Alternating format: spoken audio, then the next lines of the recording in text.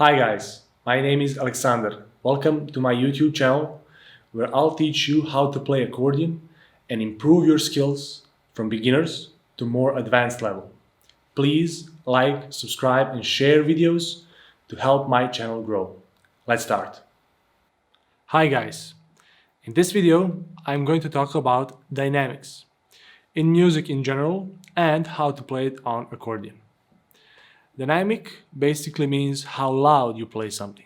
So we can say you play loud or forte, soft or piano, or you're somewhere in between, like middle soft or mezzo piano, or middle loud as mezzo forte. Maybe you will encounter an expansion of these dynamics and play pianissimo or piano pianissimo, or fortissimo and forte fortissimo. All of these dynamics have signs. Piano is marked with P, mezzo piano with MP, mezzo forte with MF, and forte with F. Now, when you see these signs, you have to decide how loud or quiet you want to play. You have to understand the genre of music you're playing, because it's not the same in Baroque music and in contemporary music. It's not the same if you're playing a piece originally written for the accordion or piece written for the piano or some other instrument, and you want to play that piece on the accordion. As we all know, to produce a sound on the accordion, you have to pull or push the bellows.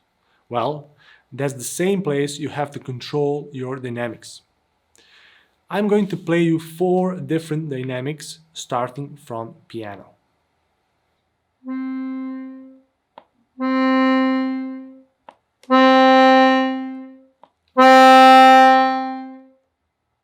You can hear different level of volume. So how did I do that? Forte seems to be easiest one to play. You just pull or push your bellows really hard. But be careful, you don't want to be too loud and make your accordion squeak. Sometimes, if you play too loud, the density of the air in the reeds can stop air flowing and you won't have any sound. On the other side, playing piano dynamic is a little bit harder to play because still you have to pull or push your bellows, just have to do it with a little less energy. Other dynamics you have to learn on your own by trying and exploring your accordion and its possibilities. Songs you are already playing can be useful for that. I hope you liked this video.